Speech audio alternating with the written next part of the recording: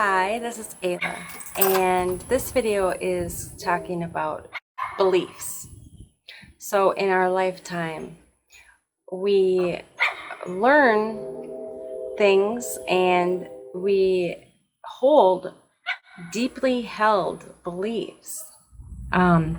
So like limiting beliefs, but this video is focusing more on foundations of our belief systems.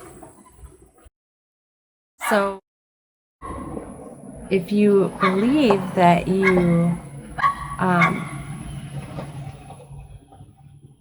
are worthy of someone that you meet, let's say that you meet someone, you think they're amazing, and you believe that they're too good for you, they're going to sense that and probably pass you up because they want to be with someone who believes in themselves.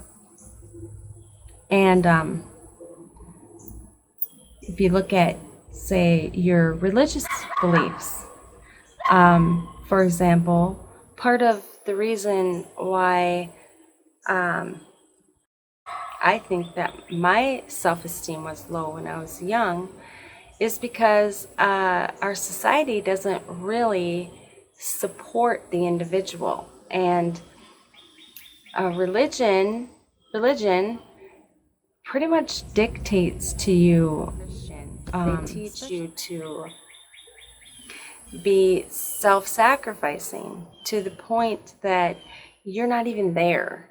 And I think that you need to be there. You need to be understood by you so that you can actually be of more service to other people. So sometimes we go through life and we operate on these belief systems, not focusing on calling them the limiting beliefs, because these are just core beliefs that make us who we are. And sometimes they are good for us, and sometimes they're not. Sometimes our beliefs are influenced by people who mean well, but they're not fully healed from their past. So now it's this generational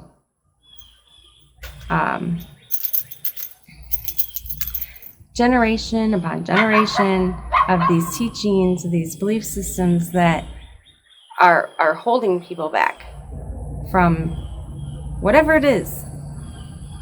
I mean, I'm just a human being on the planet. All I want is to live my life the way I want to, in peace. And I don't want to hurt other people. In fact, I want to help other people. So what is, I live in a society that basically told me I need to do this, I need to do that, and if you don't do that, then you are not successful. Who is anyone to tell me what is successful? I decide what is successful to me in my life, because I decide what's important based on my beliefs. So what beliefs have I needed to readjust? Well, in the religion that I was raised in, it taught me that the only people that were worthy of God's love and favor was anyone in that religion, and anyone outside of that religion were lower than them, that they were bad association. So when I left that religion, I went out and I explored other religions. And you know what I found? I found that there were people that were loving and caring human beings, just like me.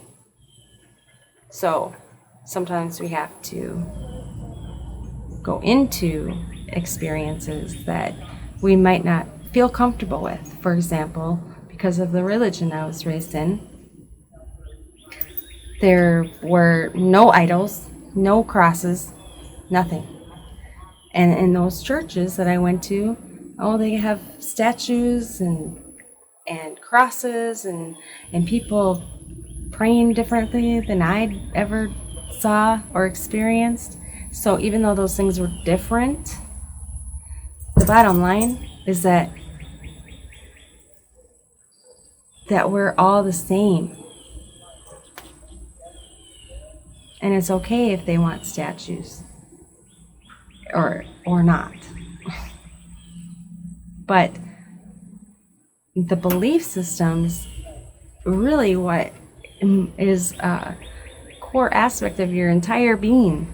So it's really important to recognize what your belief systems are in many different areas of life, and evaluating them, asking yourself, is this really what I believe? Is this really what kind of person I want to be or think about other people? Because, when I was in that religion, I didn't really think I felt like I was actually part of a global organization of loving, kind, beautiful people. And when I left, I was like, I was faced with this gnawing feeling that other people were less than me, or like not equal to me or something. It was like I had to get over it. I had to get through it to realize that all of us are human beings on the planet. And we all have the right to believe what we want to if it's not hurting other people. But sometimes those belief systems are actually hurting ourselves. So it's just really important to recognize that, on a base level, okay? All of us are human beings on the planet. And what's important? Our health, our family, having a home, having what we need, experiencing life, going on adventures, learning, exploring, being scientists, creating things. Every single human being has those same desires.